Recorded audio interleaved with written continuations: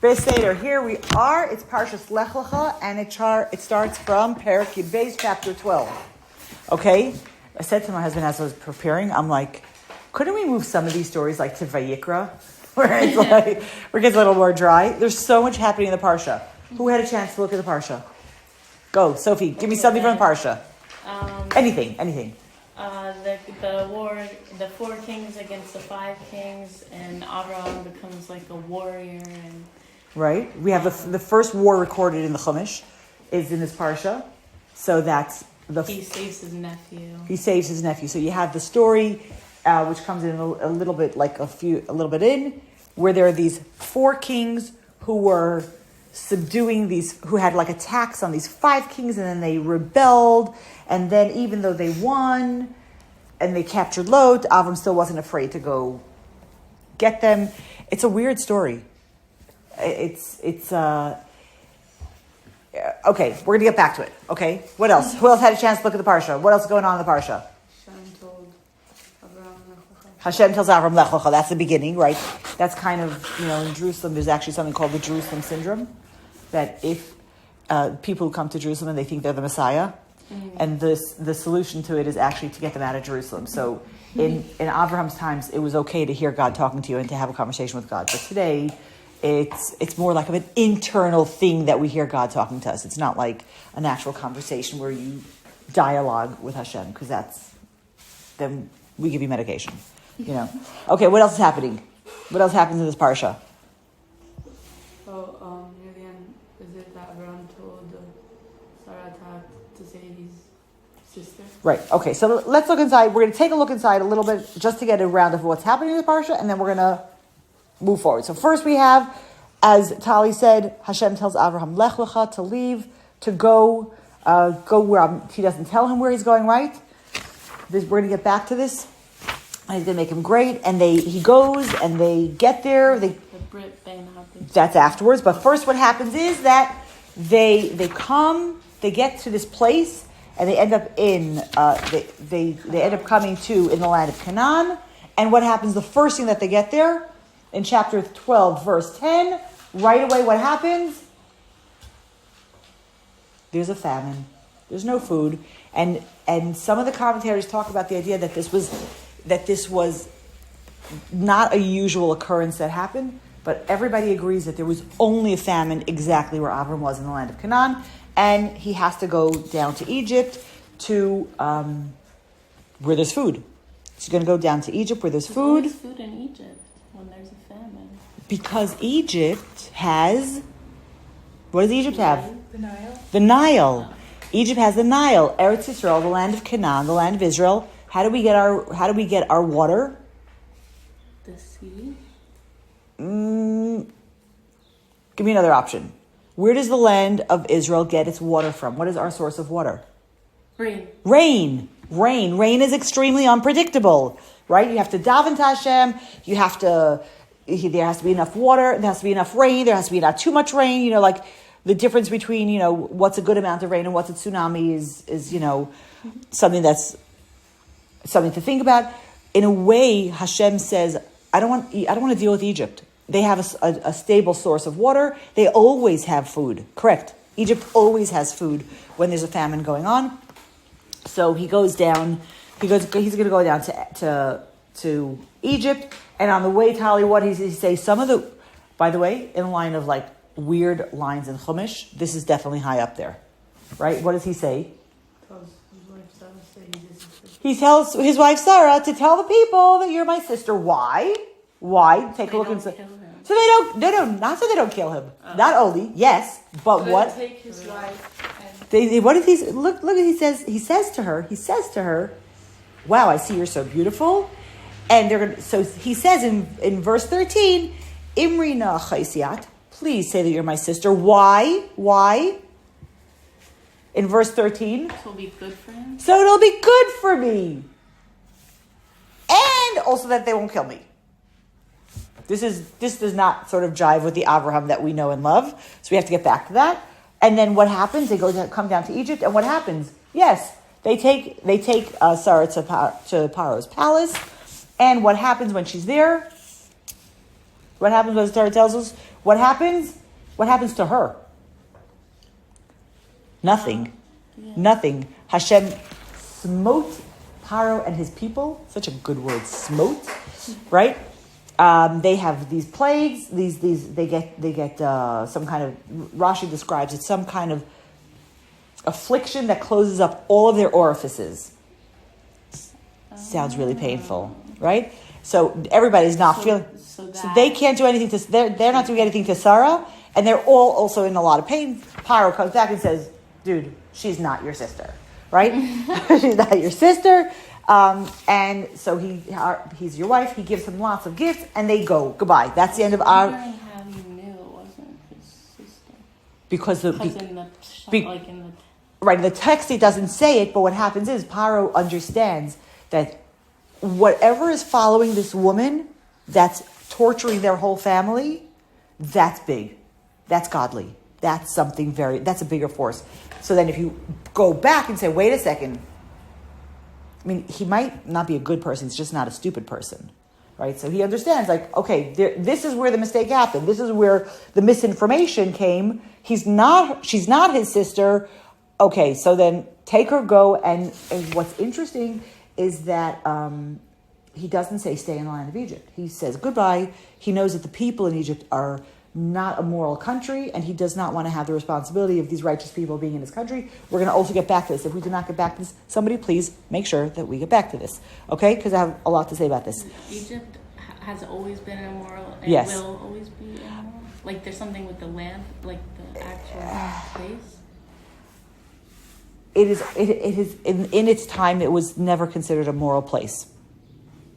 That much I can say. Will it never be a moral place? I'm not God. I don't say those things. But it's not the land. It's the people in that time were known for not having a high level of morality. Like a spiritual energy. It's for sure a spiritual energy, but it's not. I think it's from the where they're coming from rather than who they are. But Paro definitely knows his people, and he's like, "Don't stay here. Go." And then what happens? What's the next thing that happens? We have a fight between Lot and Avraham. Between their shepherds, between Lot's shepherds and Avraham's shepherds. Lot is his nephew, and Rashi says that Lot's shepherds used to take their animals out without a muzzle on, and they would graze wherever they wanted, and Avraham's shepherds would go with the animals muzzled and closed till they got to land that was public, and they would graze there. And when they confronted the shepherds, the shepherds were like, well, Avram's his uncle, and he has no children, and he's going to die, and Lot's going to get all of this, so we're not stealing, it's ours, it's just not ours yet. So we're not really stealing. And the Torah goes to tell us that the Canaanite and the Perizi were in the land, they were there. It was a promise to Avram, but it wasn't, so it was in fact, stealing, and also the Midrashim tell us that Avram and Lot looked exactly alike. They looked a lot alike, and it was just like Avram's like, okay, Lot, pick a direction. Wherever you go, I'm going in another direction. I'm not staying with you, right? So Lot looks around, and where does he decide to go? Towards Sodom. He goes to Sodom. We're in chapter 13 already. He goes to, in verse 10, 11, Vayivchar lo Lot es kol kikar hayarden. He goes down to Sodom, and Sodom is a beautiful, lush, fertile area, and also not a very good area, which we're going to encounter a little bit later on. Sodom is in Jordan? No, Sodom is in where is currently the area that's currently the Dead Sea. Okay, so once upon a time, it wasn't a Dead Sea. It was extremely fertile. It was extremely fertile, exactly. Who went to Sodom? What? Who went to Sodom? Lot. And what's interesting is that Avraham says to Lot, if you go to the right, I'll go to the left. If you go to the left, I'll go to the right. Now, it's interesting because some of the commentators talk about it. If they're having a fight, you don't need them both to move, right? If one leaves, the other one is by themselves. But Avram says, if you go to the right, I'm going to go to the left. If you go to the left, I'm going to go to the right. Make it even. So it's interesting. Some of the Mepharshim talk about I think it's in the Gemara. It says, "Ein kli machzik bracha k'mo hashalom." I might be quoting it a little bit off. That there's nothing that holds. There's nothing that holds. What is the vessel for prosperity, for goodness? Shalom. When there's peace, then everything is good. So this place that was the cause of friction is no longer going to be a place of bracha for either of the people. So both of them are actually going to leave from that space and start someplace else where there could now be bracha on their lives, because the place that had the friction is no longer going to be a good place for them to be. So Lot goes to Sodom, and what's the next thing that we hear? So then the next thing we have after Lot leaves, Hashem says to Avram, remember his name now is Avram, not Avraham. When did that happen? At this point, we only know Avram as Avram. Yeah. His name gets changed at the end of the parsha. Oh, this part. At the end of this parsha, at the end of Lech, his name is going to be changed, but right now he's not. And Hashem says he gives him a bracha that this whole land is going to be yours wherever you go. And I feel like this is like the words that they use for I don't want to say Zionist day camps, but it's kum hitalech ba'aretz. Go walk through the land and go wherever I give it. Go to the length and the width in verse 17, because wherever you go, I'm going to give it to you. It's definitely like a slogan of Eretz Yisrael. Okay, and then what happens then in chapter 14? We have the war that Sophie was telling us about. Long conversation about the war. They put a tax on them for 12 years, and they revolted for 13 years, and then they had this whole war, and it literally goes on for pages and pages and pages. And Lot gets captured, and somebody comes to tell Avraham that Lot was captured. Okay, and Rashi says that it was Og the giant, who comes to tell Avraham that his nephew was captured. And Rashi says, why did he tell Avraham? Because he was hoping that Avraham was going to go and get killed in the war, and then he could marry Sarah. And yeah, right? One way to get rid of your enemies. And what's interesting is that Og at this point is maybe 400 years old. He's the Medrash talks about Og being holding on to the top of the ark during the flood. He shows up in history again and again and again. Okay, and he's gonna exist until Moshe is gonna kill him. Right? Right before they come in to the land of Israel, Moshe and the Jewish people capture two territories, the land of Sichon and the land of Og. So he's had a lot of for sure in the Medrash. He doesn't show up so much in the actual text, but in the Medrash he shows up for a lot of history. But his plan doesn't work because Avram doesn't die, right? Avram goes and he takes his army with him. Rashi says he didn't actually take an army. He only took Eliezer with him, his servant. And Eliezer is Begematria 318, because the Torah tells us he takes 318 men. And Rashi's like, no, he only took one. And they go and he wins the kings. It's like, now we have the music. The end of the movie music. It's getting louder and joyous. He destroys it. He captures them, and he saves Lot. And then what happens? He brings them all back to Sodom. And guess what? Lot stays in Sodom. He doesn't say, "Oh, maybe this was not a great place for me to settle." He goes back to Sodom. So we're gonna have that story come up again. And then the king of Sodom comes out to Avraham, and he wants to thank him, and the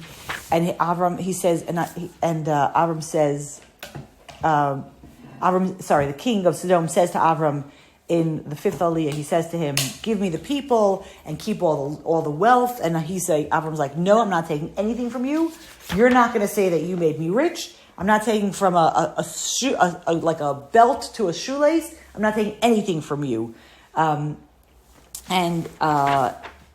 Mefarshim actually say that because Avram used these two examples of a chagura and a michut v'ad sochanal, from a string to this shoelace, the Jewish people actually end up getting two mitzvahs. Okay, one is the mitzvah of tzitzis, and one is the mitzvah of chalitza, of how we untie a relationship of two brothers who are married, one dies without children. What's the relationship between the other brother and the widow? The widow and the widow. What's the relationship? And that whole situation. So we get two mitzvahs. It's a longer conversation. I'm not getting into it now because we're not going to have time to talk about anything else. Okay, so Beseder. And then Avram says in chapter 15, Avram says to Hashem, like, I have no children. What am I supposed to do with all this? I'm paraphrasing, right? What am I supposed to do with all this? Hashem says, don't worry, you didn't use up all your Hashem says to him, you didn't use up all your reward. And Avram's like, what do I need more reward for? I have no children. So Hashem says, he gives him a promise for children. And then he says, it's interesting, when Hashem says, he takes him out, he shows him over here, he shows him all the stars, and he says, can you count the stars? That's how many children your descendants are going to be. And he says, in verse 6, he believes Hashem. He doesn't say, prove it to me. He doesn't say, give me a sign. Hashem's like, you're going to have so many children, and he believes. Okay? And then we have another, I don't want to say a weird story, because it's just not culturally familiar to us. Hashem and Avraham do something that's called a bris ben habsarim, brit ben habtarim. That in biblical times, this was how people made a covenant to say we are always going to stay together, we're always going to be friends. And basically, they take a bunch of animals, they cut the animals in half, and Avraham walks through, and a fire comes representing Hashem, and this is like the covenant that they make. There's a whole conversation that goes on about when did this actually happen.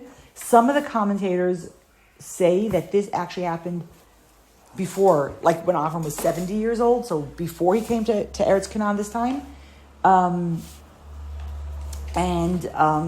It's the timing is not 100% clear. What is interesting over here is that Hashem says to him, we're going to have this covenant, we're going to always be together. And he says, what is like your sort of payment for this? What's your part of the covenant? That you should know that your children are going to go into exile for 400 years. And they're going to be worked, and there's like, it's going to be hard. It's going to be really hard for them. They're going to be there for 400 years, and then I'll judge the nation that enslaved them. And then if the fourth generation is going to come back to the land of Israel. I want to just say, like, as a parent, hearing that the payment for what you're going to be given is that your children have to suffer is not easy. It's not like, oh, Avram didn't matter, like it didn't matter to him because it's only going to be his children. No. For Hashem to tell Avram that your children are going to suffer as payment for this relationship means that whatever the relationship is worth that. Think about that for a second, right?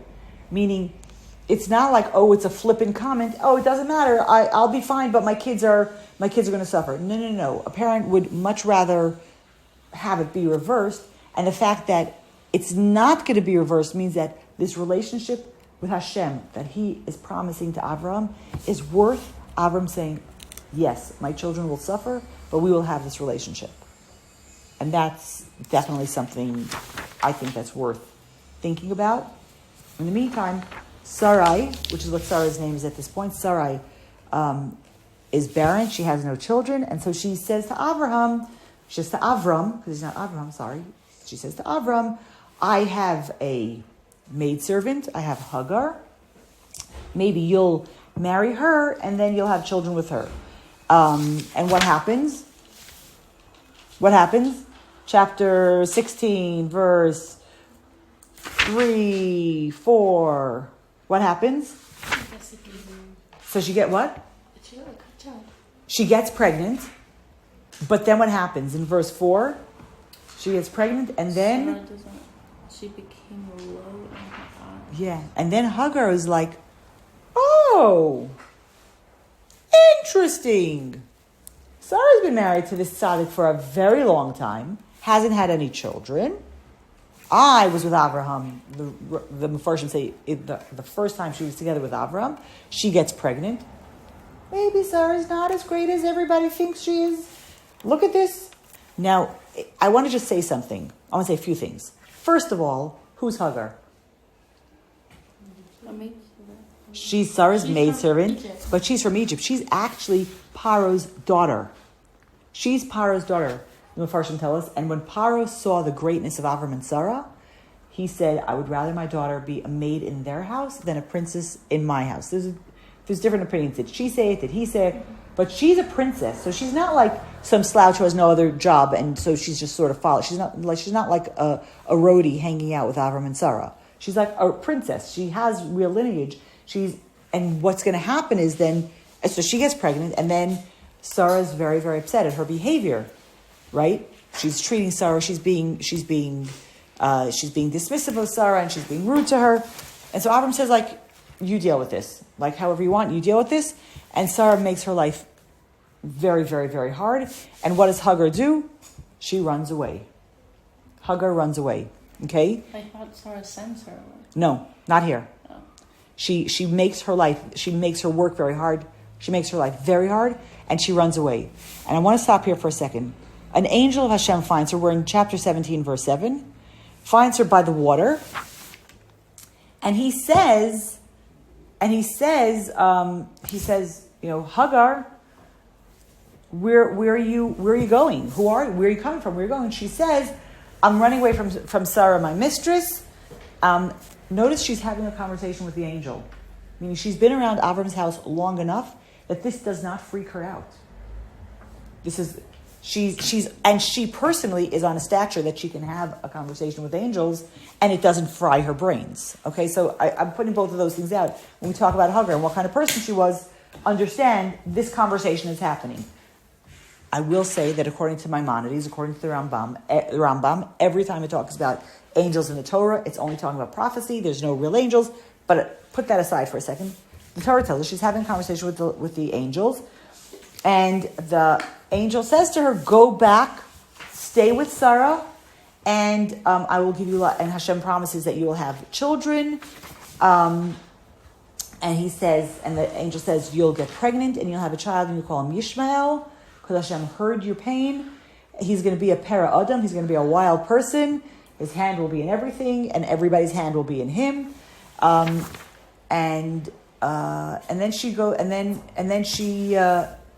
then she calls the place where she saw this angel, Be'er L'chayroi, the angel where I saw the living God. And then she goes back. She goes back, and she does in fact get pregnant again, and she has a son, and they call him, and Avram calls his son Yishmael. Now, the Torah doesn't tell us, did they have a conversation where Hagar said, oh, by the way, the angel said, call him Yishmael? Was this something that Avram knew on his own? It's not clear from the Psukim. How old is Avraham when Yishmael is born? He is 86 years old. He's 86 years old when he's born. Okay? And then the next pair jumps. Avram's 99 years old. And Hashem says to him to do a bris milah. Okay? Why so late? That's a good question. We're going to get to that in a second. Sorry, Hashem comes to Avram and he says to him, go before me and be tamim, be pure. And he tells him to do this bris milah. And he now changes his name. He says, your name is not going to be Avram, an exalted father, but Avraham, Av Hamon Gayim. You're going to be the father of many nations. And everything's going to be great and wonderful. And then you're going to have children, and he gives him lots of brachas. And Avraham, then it gives us a little bit of, then it talks about them having these, it gives a little bit of details about a bris, that a child should be circumcised at 8 days old. And it goes on, and it says that, Sarai's name is also going to be changed. She's going to become Sarah. She's not my princess. She's going to be a more general. And she's going to be blessed. And Avram falls on his face, and he says to himself, I'm going to have a child at 100. Right now, think for a second, because if you remember, in the pre-flood years, 100 was small change, but here Avram's 100 years old. He's like, what? Sarah's going to be 90. I'm going to be 100. We're going to have children, and he says to Hashem, he says such a powerful statement in Pasuk in Perek Yud chapter 17, verse 18. He says, Avram says to God, Lu Yishmael Yichya Lefanecha. Can't Yishmael do this job? Can't Yishmael be the good person and the progenitor and the legacy for me? And Hashem says, Sarah is going to give birth to a child. You're going to call him Yitzchak, and Yishmael will also be great and have, he's going to have all kinds of stuff going on. But he's not your legacy. Your legacy is going to be from you and from Yitzchak. And then that's what they do. The parsha ends where Abraham is 99 years old, and Yitzchak's not born. Yishmael is 13 years old, and they circumcise themselves, and the whole household, and everybody has a bris, and that's where our parsha ends. Is that where the Muslims get? Yes. Okay. That you have a bris at 13. Yeah. Yes. Okay? Yay. We finished the parsha. There's a lot of stuff going on. Now we have to talk about some stuff in the parsha. Okay? Now we know what's happening. We can talk about it. Okay, let's go back to the beginning. Okay, we're going to go back to the beginning of the parsha. And I really want to start from the beginning. I actually want to start a little bit before the beginning. Because where does our parsha start? What does it start? Hashem says to Abraham to go where? Somewhere. Right. Just go. Leave and go. Right? I'm going to make you a great person. How old is Abraham now? It's in the Pasuk. You don't have to guess. It's in Pasuk Dalet, verse 4. How old is he? 75 years old. Abraham is 75 years old. Hello? What happened to Abraham till he's 75 years old? Right? So it's interesting because in Pirkei Avos it tells us that in the 5th chapter, I think it's in the fourth, whatever, either fourth or fifth chapter of Pirkei Avos, it tells us that Abraham was tested with 10 tests. Asar Nisyonis Nisu Abraham. He was tested with 10 tests, and but it doesn't tell us what the 10 tests are. So there's a whole conversation. Maimonides, in his introduction to Mishnayos, he has a list. The Pirkei de Rabbi Eliezer, which is a medrash, also has a list of what are the 10 tests of Avram. But we know if you look back a second to the end of Parshas Noach, go back to Parshas Noach, we have met Avram before. At the end, right? At the end of last week's Parsha, we have, in chapter 11, verse 27, Terach has 3 children. He has Avram, he has Nachar, and he has Haran. And Haran has Lot, okay? And then Haran dies. Okay, what does Rashi say? What does Haran say about, how does Haran die? Can anybody... Is it though from he also went into the fire? Yeah. So Rashi says in the life of his father, and the Medrash tells us that what happened was that Terach takes Avram, brings him to Nimrod, who's the king, and says, my son is out of control, can't take care of him. And they have this whole theological conversation, right?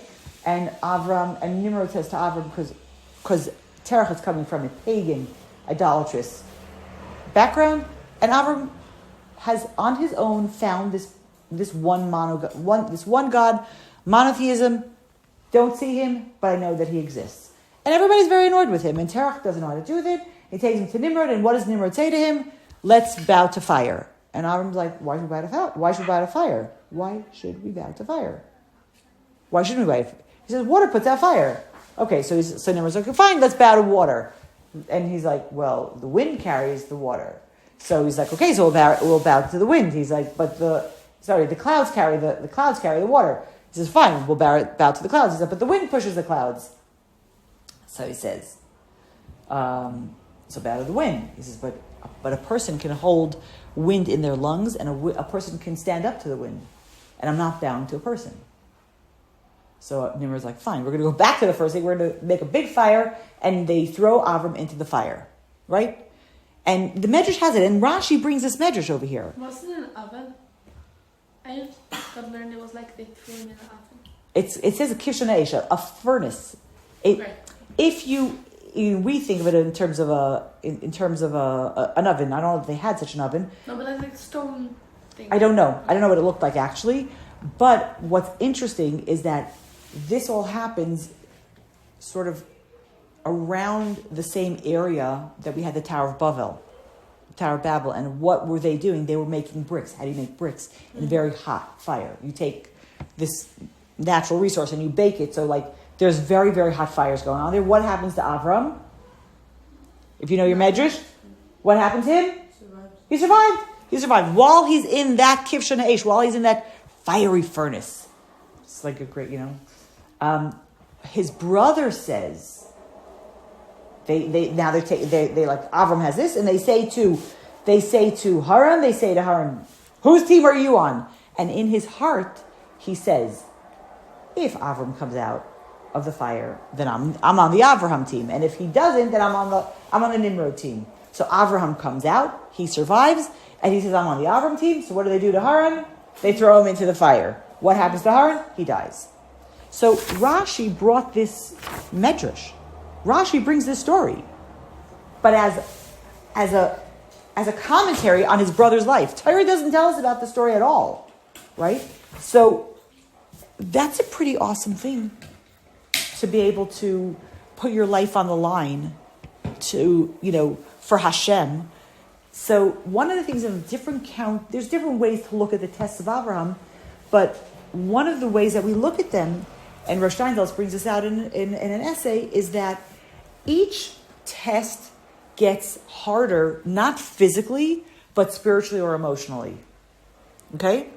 Because we would say dying is a lot harder than saying, could you relocate to another neighborhood? I don't know where, just get in the car, start driving, I'll tell you when to stop, right? Doesn't it seem much harder to die for what you believe in than not, right? So one of the things that Rav Steinsaltz points out is that actually it's not true. Like the place of martyrdom, to like really believe in something to the extent that you are willing to die for it, it's like there's a lot of purpose and there's a lot of focus and there's meaning in that. And while we like life and we want to live, but like if you have to give up your life, it's like it's a one-shot deal and you're going to do that. But to have to live with uncertainty emotionally is much harder than to do that grand gesture of dying, which is an interesting thing to think about. Like where does that place of Avraham being in a place to say, I'm going to just follow. I don't know where I'm going, and I don't know what's going to happen. It's like an interesting thing. Now, I'm going to get back to that. I'm going to make sense of this challenge, but I want to bring in one more thing to this conversation.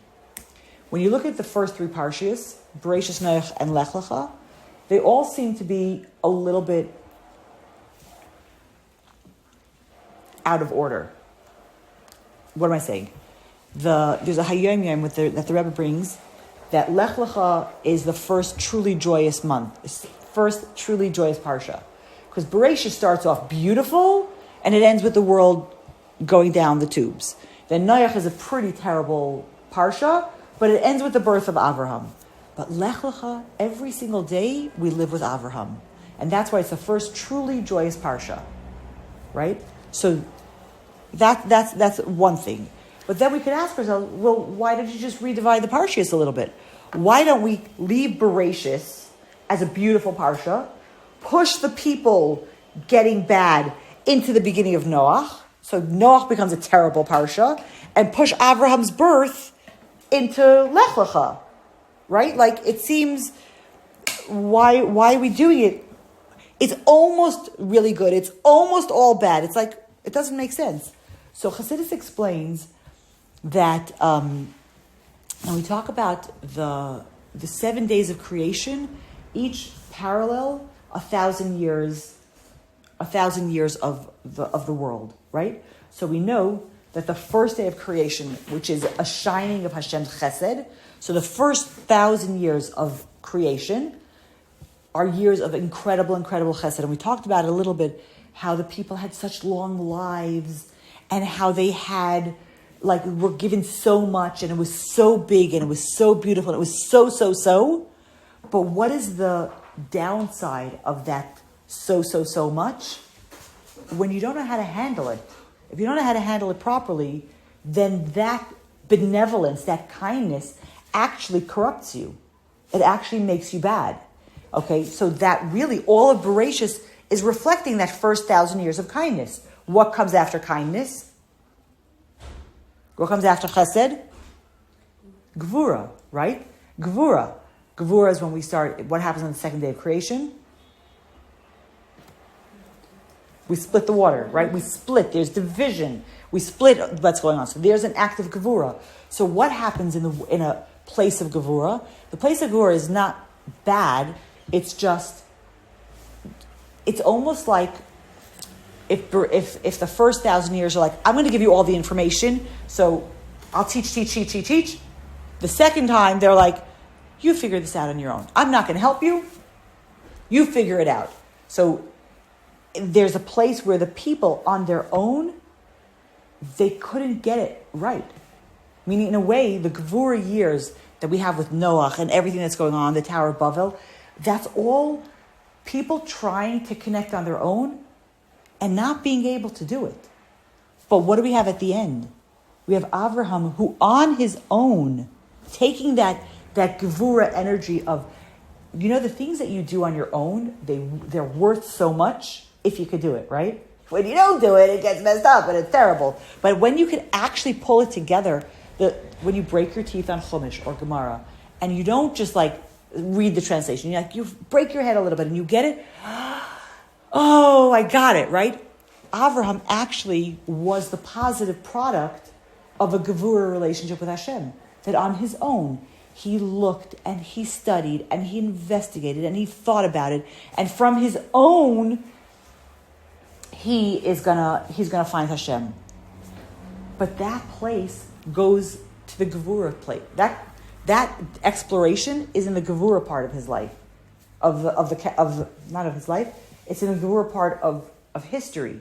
And then when Hashem comes and speaks to him, when he's 75 years old, that's opening the next conversation. That's the place of Tiferes. That's the era of Torah, where we actually have a relationship with Hashem, where we do our part, and Hashem also is involved in that. It's not just flounder on your own. If you find him, awesome, and if you don't find him, well, so sorry, right? So Avraham has part of him that's still part of the Noach generation place, that Gevura place.